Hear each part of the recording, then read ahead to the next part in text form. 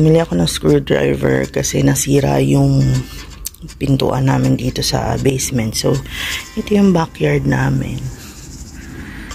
Yan. Footsteps yan na mga bunnies. Cute, no? So, tahimik naman dito.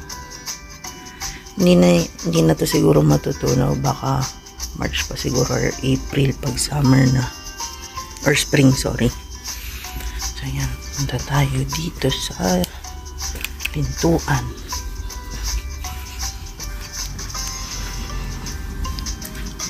Ayan, hindi namin siya maisara simula nung December.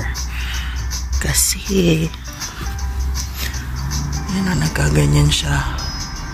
Yan, parang nasira. So, try ko ayusin since hindi naman ganun kalamig ngayon. 7 degrees. Ayan yan sa labas. Okay. So, ito yung nangyayari. Hindi na siya umaabot dito sa saraduhan. Ayan. Pag sinasara mo, hindi na siya abot. Hindi ko alam kung bakit. Hindi ko siya maayos. Siguro kasi parang patumba tong fence. So, kailangan ko ng katulong. Pag off na lang ni Limuel. So, ayan. Ang gagawin ko na lang ngayon is tatanggalin ko tong spring dahil delikado to kapag napigtas. Tatanggalin ko na lang siya. So, ayan. Hindi pa rin siya umaabot. Hinikpitan ko na lang yung ibang screws dun sa loob. Hindi pa rin siya umaabot. What if iusog ko na lang ito? No? Para umabot siya. Kasi hindi ko siya kayang gawin. Kailangan ko ng magpupush dito. One more to go.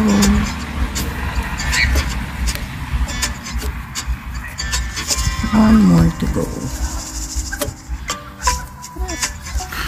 Natin, abot. Abot. Abot siya. Yes. So, yan. So, yan. Hindi ko pa natatapos. Pero, halfway na yan. Ang sakit na ng kamay ko. Oh, see? Ang pula na. So, yan. Tignan ko muna kung nasasara na siya talaga.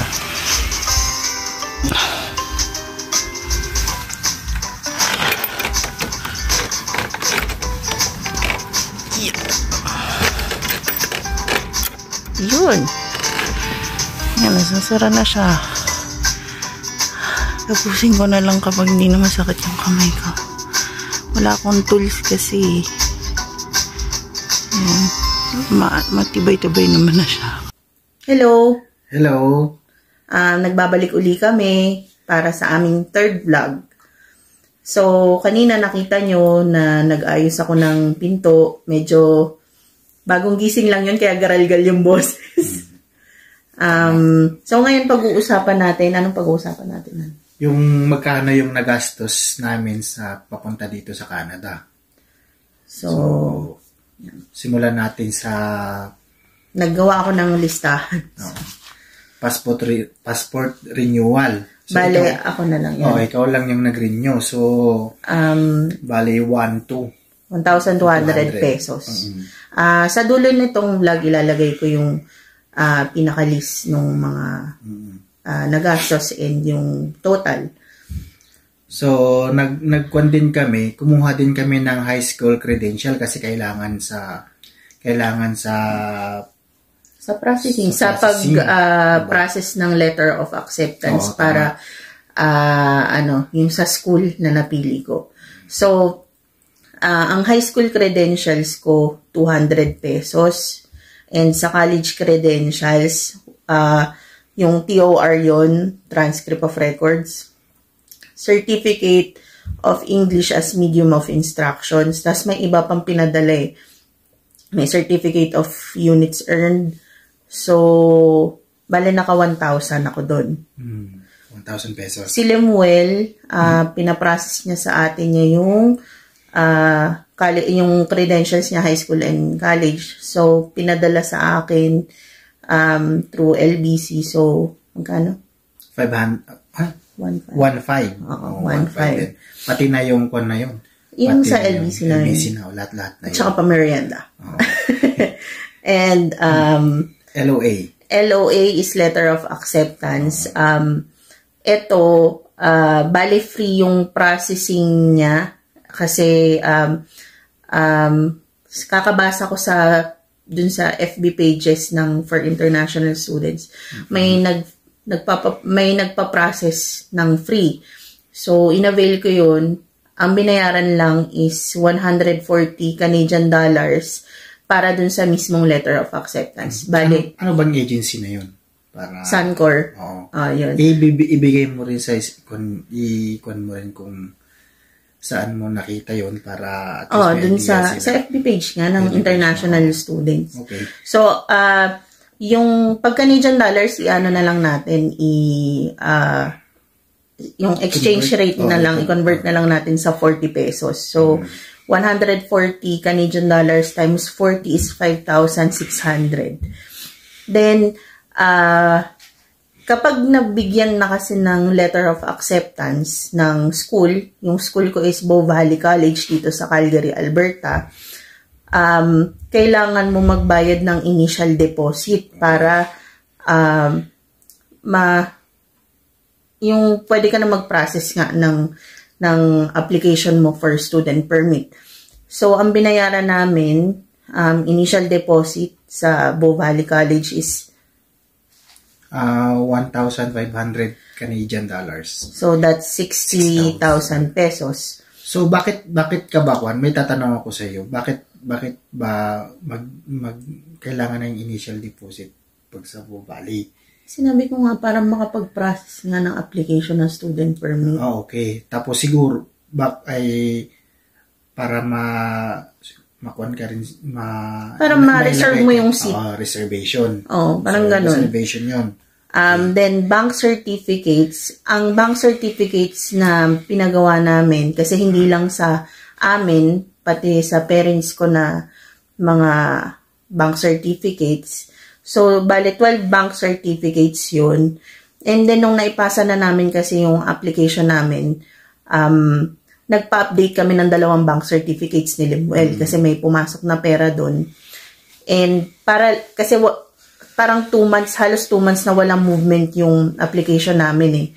So, parang ang ginawa ko para ma-update, nagpa-update kami ng 2 bank certs niya, then sinend ko yun.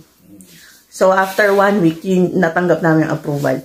So, bali, total ng 14 na bank certs. May mga bangko kasi na nasa 200 pesos, may 100 pesos, may 150 ang bank certs. Depende sa kwan. So, inano ko na lang, kasi nasa 2,400 mahigit. So, ginawa ko na lang 2,500. Yun.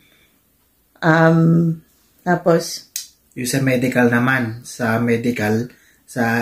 NHS Baguio kami nagpa-medical kasi nga yun nga yung sinabi namin sa second vlog namin na yun nga na-delay ako ng uwi. So, nakarating kami ng Baguio. Ang napuntahan talaga namin is sa NHS Baguio. NHS Baguio. So, ang nagastos namin dyan is 12K plus each. Bali yung pinaka-total is 23,525. Kaming 2 na yun. Yan. Then, so, 12,000 mahigit. Okay. Bali pag nakakuha ka na ng LOA, nakapagbayad ka na ng initial deposit, nakapagpa-medical ka na, yung next step nun is, ano ba to? Hindi,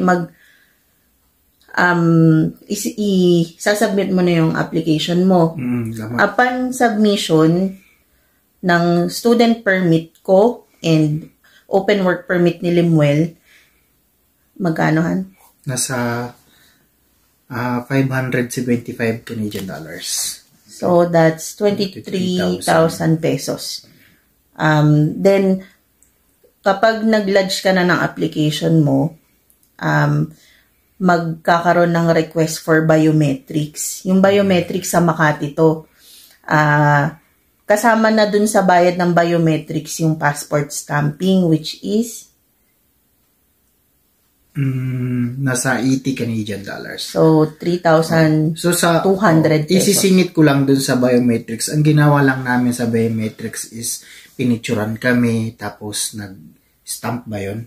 Thumb mark. Thumb mark. Hindi, yung stamp is yung pag nakapasa ka na. Thumb mark at saka yung may mga personal interview din katulad ng mga Parang kinonfirm lang yung mga yung mga pinasa namin katulad ng mga birthday ganyan lang or mga Tapos, ang isa pa palang babayaran doon sa Makati, kapag may dala ka kasing bag, hindi pwedeng dalhin mo yung bag sa tama. loob nung area. May locker. Oo.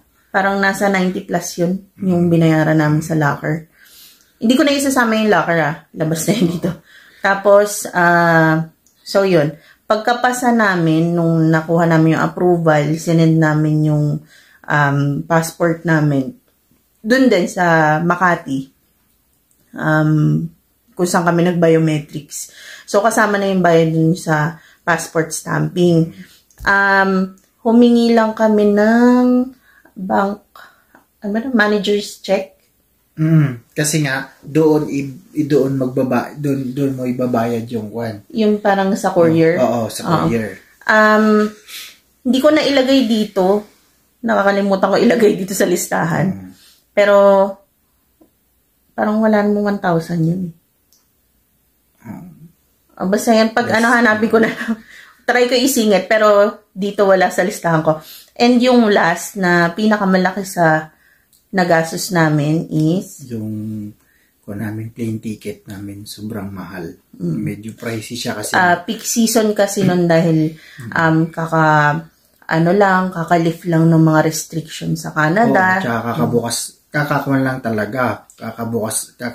lang talaga ng Canada sa mga foreign workers, mga international student or mga tourists. Kaka-open. Kundi parang lumuwag dahil, di ba, pandemic, mahigpit. Kaya, so, ayun, nilift na nila yung sa face mask, ganyan. Tapos, yung dating pa namin sa Canada is, Stampede Week. So, yun. Yung Stampede is parang pesta dito sa Calgary. Tapos, summer, so, peak season talaga. Ang ginastos natin nasa 195,000. Dalawa na kami. One way lang yun. Oo, one way. So, bali, ang total natin is 316,725. And, ito pala, ang tuition fee ko sa school for one term is 13,887 Canadian dollars. Pero, nung nagko-compute ako kahapon, kapag kasama yung 1,500 na initial deposit is 15,387. Tapos, nung nag-start kasi sa school, pinabili rin kami ng transit pass. Yung transit pass? Parang nagagamit ko siya pag magbabas, kapag magte-train. So, yun, 292.20 nung isang term. So, times 2, kasi ngayong winter 2023, yung second term ko, nagbayad uli kami nun. So, bali, ang total is tuition fee plus U-Pass, University Pass or Transit Pass is 15,969.40 Canadian dollars. So, yun. Ikukuhan ko lang. Ang course kasi ni Corinne is medical student. Medical office assistant. Pero kung may one-year course lang yun, ha? One-year yun yung course. tuition sa one-year course. Pero kung gusto nyo, kung magdi-decide kayo ng ibang course, ibang kwan din yun, ibang price. Iba-iba naman ang price ng tuition. Lalo na pag yung 2-year course yung... At saka yung mga libro. i-kundi nyo yung mga libro kasi dapat paghandaan nyo rin yung libro. Yung yun yung hindi namin alam nung nagpunta dito. Nagugulat kami sa mga medyo pricey kasi ngayon. Kala namin bayad na yung tuition, yun na yun. Tapos, ayan, nagulat kami, need pala ng transit pass. Tapos yung libro, may libro ako na nasa 150 Canadian dollars, 99 Canadian dollars, tapos plus tax pa yun. So, hindi mawawala dito yung tax. Tapos kanina, for second term, may binayaran ako na parang computer application siya 195 Canadian dollars plus tax. Umabot siya ng 204. Then, may kailangan pang bilhin na medical kit. Anyways, yun yung sa school. Pero yung pagpunta dito, ang nagastos namin for application hanggang plane ticket is 316,725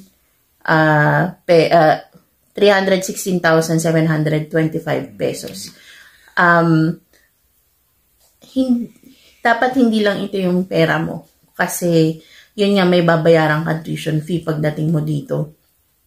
And, pagdating namin dito, yung iba pa naming dalang pera, pinambayad lang namin dun sa first term tuition fee at saka sa renta ng kwarto. Kwarto pa yun. At saka groceries. Ganun. Tsaka, lagi niyang iisipin, huwag yung sakto lang yung mas maganda yung sobra. Mas maganda yung sobra kasi nga, hindi naman basta-basta makakakuha kayo kaagad dito ng trabaho. Kasi nga nung kami, nag 2 weeks pa ata ako. Hindi. Akala natin in 2 weeks, 3 weeks, makakuha na ako ng trabaho. Lumagpas ng isang buwan. Oo. Kasi July 12 kami dumating, August 15 siya, yung first day niya sa trabaho. Kaya hindi naman paghandaan niyo. O hindi mo agad-agad masasabi na matatanggap ka kasi marami ding aplikante. Hindi sabihin na lang natin maraming trabaho pero siyempre hindi lang naman ikaw yung nag-a-apply. So, tagayan mo nga ako. Mag-iinuman muna kami. Ito ginagawa namin sa gabi. Tagayan ng ng gatas. So, isisingit ko pala yung sa medical namin. Ang ginawa lang namin sa medical is, ang chinek lang kami is, number 1 is yung BP. Number 2 is yung sa height and weight. Oo. At saka yung blood urine. Yung blood kasi, para makita kung may sakit ka sa atay or like that. Anong atay? Oo. Okay. Tapos X-ray yun. Pinaka-importante yung X-ray kasi may mga bumabagsak na kwan eh. May mga nakikita yung mga spot ganyan.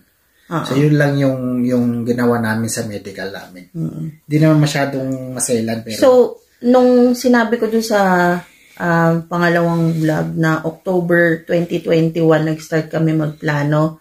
November yung passport. And then December pinrases ko yung letter of acceptance. January, mga first week o second week ko nakuha. Then, January ko rin pinrases yung mga bank certificates and yung initial deposit para dun sa school. Na dapat pala yung bank certificates, medyo recent. Pero tinanggap naman nakapasa naman kami. So, siguro mga 6 months yung validity.